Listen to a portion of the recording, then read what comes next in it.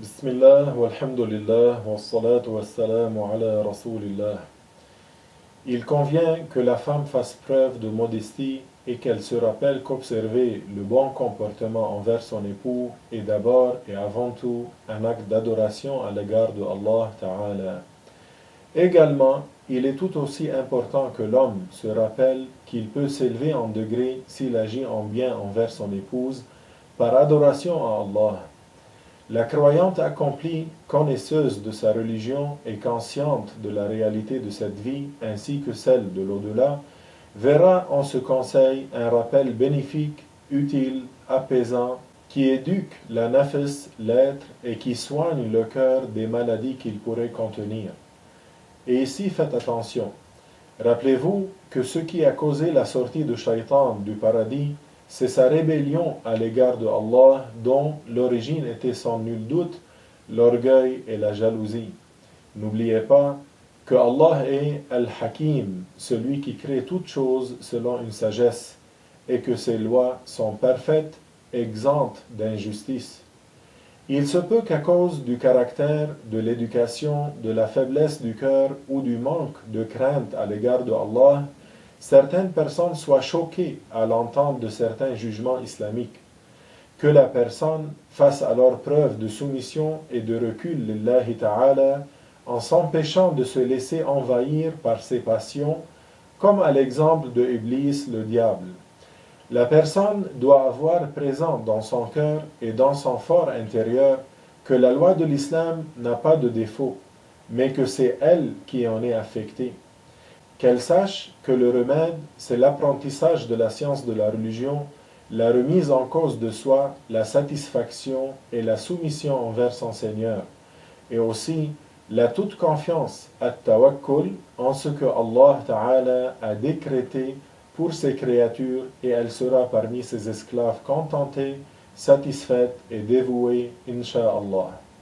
Celui que Allah Ta'ala guide, nul ne pourra l'égarer, et celui que Allah égare, nul ne pourra le guider. Alors, ma sœur, si tu veux vivre avec ton époux dans le bonheur et la joie, tu dois d'abord faire preuve de piété à l'égard de Allah, c'est-à-dire accomplir tes devoirs et éviter les interdits. Tu dois peser chacune de tes paroles et mesurer chacun de tes actes selon la balance de la loi islamique.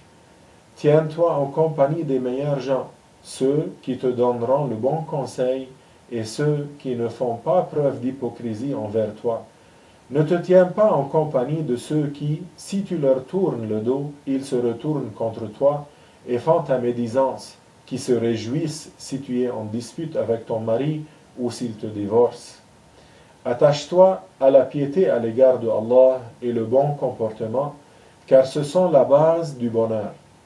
Rappelle-toi aussi la parole de Al-Shafi'i, Man hasuna dhannuhu taba 'ayshuhu, qui signifie celui qui ne pense pas du mal des gens vivra heureux. Pour ce faire, ne recherche pas les défauts de ton mari parce que Allah pourrait charger qui va rechercher tes défauts et les dévoiler aux gens. Remets en question ton avis et priorise l'avis de ton mari sur le tien tant que son avis ne contredit pas la loi de l'islam. Pense du bien de lui, ne pense pas du mal de lui. Ne dévoile pas les intimités de ton mari, ne le dévoile pas devant les gens, tu deviendras ainsi grande à ses yeux et mériteras son respect, incha'Allah. Ne crie pas chez lui, ni devant lui, ni devant sa famille et ses voisins. Essaye de te prendre en charge avec sagesse et patience. Suffis-toi du peu de subsistance, remercie Allah pour le bien dans lequel tu te trouves. Considère ceux qui ont moins que toi et pas ceux qui ont plus que toi. Si ton état change de richesse à pauvreté, rappelle-toi que la plupart des prophètes et des saints étaient pauvres. En étant moins exigeante, ton mari sera plus généreux.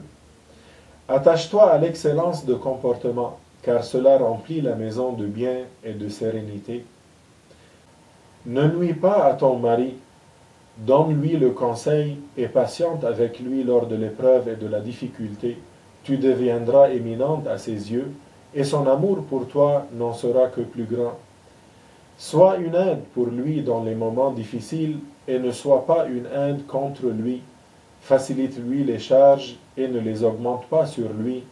Votre relation s'en verra allégée, Inch'Allah. Garde les sujets de ta maison entre toi et lui. Ne les diffuse pas, car par la suite, la situation sera plus difficile à réparer, surtout si plusieurs sont maintenant au courant et que chacune d'entre elles l'a aussi divulgué à d'autres femmes qui attendaient impatiemment de vos nouvelles. Remets ton avis en cause. Ne prends pas le parti de ton opinion contre la sienne. Rappelle-toi la parole de Allah Ta'ala, Ar-Rijalu qawwamuna 'ala an-nisa. Obéis à ton mari dans l'obéissance à Allah, mais pas dans ce qui constitue une désobéissance à Allah.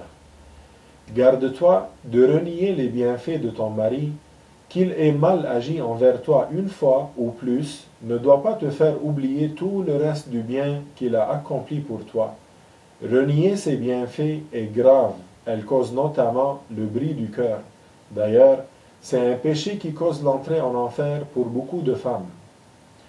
Ses enfants et tes enfants, considère-les comme le fait qu'ils t'ont été confiés. Alors respecte le droit de Allah sur ses enfants, surveille-les, guide-les.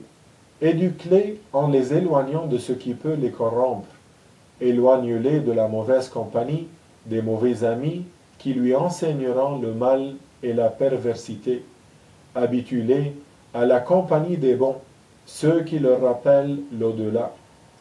Enseigne-leur que la personne augmente en degré par la piété à l'égard de Allah et le grand nombre d'obéissances, et non pas par la quantité d'argent et de pouvoir. Rappelle-leur que le bas monde est une résidence de passage et non de séjour, et que le temps passe vite. Personne ne sait quand la mort nous surprendra. Ce qui sera utile dans la tombe, c'est la foi, la bonne croyance et les bons actes. Garde-toi de faire entrer chez ton mari quelqu'un dont il n'aime pas la présence chez lui, surtout s'il t'en a interdit l'entrée. Garde-toi de dormir alors qu'il est en colère contre toi. Assure-toi de ne te coucher que s'il est en accord avec toi, que la dispute est réglée et les excuses acceptées. Demain sera un autre jour pour vous deux, Inch'Allah. Garde-toi de l'empêcher de ton corps sans excuse valable. Tu seras grandement récompensé si tu fais aussi l'effort de mettre des vêtements qui lui plaisent. Embellis-toi pour lui par des choses qui lui font plaisir. Parfume-toi pour lui avec des parfums qu'il aime, de sorte qu'il ne sente de toi que de belles odeurs. Et fais en sorte que ses yeux ne tombent pas sur quelque chose de laid chez toi. Ne voir chez toi que ton beau côté préservera la flamme de son attraction envers toi, Inch'Allah. Ordonne les choses comme il aime et pose-les là où il le veut. Respecte les temps pour sa nourriture et pour son repos, et donne-lui à manger comme il le souhaite avec les aliments qu'il aime. Il faut aussi te garder de lui parler des choses déplaisantes, dérangeantes ou de mauvaises nouvelles lorsqu'il mange ou s'il veut dormir. Il n'est pas en état d'ouverture à ces moments de faiblesse. Attends qu'il soit rassasié et reposé, la discussion sera alors bien plus douce et des solutions pourront alors être apportées. Protège ses biens avec la bonne gestion et l'économie. Ne manifeste pas de joie devant lui s'il vit de la peine, et ne manifeste pas de chagrin devant lui s'il est heureux. Et rappelle-toi la parole de cette femme à sa fille, qui veut dire « Tu n'obtiendras finalement de lui ce que tu veux réellement que si tu préfères sa satisfaction sur ta propre satisfaction. » Ne sois pas de celles qui se plaignent beaucoup. Patiente, tu augmenteras en beauté pour lui. Et si tu agis en bien avec lui, ne lui rappelle pas tes œuvres de bien envers lui, de sorte que son cœur va finir par te fuir. Il n'appréciera plus les belles choses que tu fais pour lui, de peur que tu ne lui rappelles constamment. Il pourrait préférer que tu ne fasses rien plutôt que cela. Ne sois pas si exigeante, de sorte qu'il ait l'impression de ne plus être à la hauteur de tes demandes. Se sentir impuissant pour un homme et un sentiment insupportable. Rappelle-toi que ton mari a sur toi un droit plus éminent que tes parents. Il convient que tu sois devant lui comme si tu étais en présence d'un roi. Il te traitera en retour comme une reine, Inch'Allah. Garde-toi de sortir de chez lui sans son autorisation. Il se peut qu'il t'autorise un jour à sortir et l'autre non. Essaye de comprendre. Il a peut-être de bonnes raisons qu'il ne doit pas se sentir obligé de t'expliquer. Il peut aussi simplement vouloir tester ton obéissance envers lui et en sentir la satisfaction qui élèvera son amour et respect pour toi. Lui obéir est positif et tu seras grandement récompensé.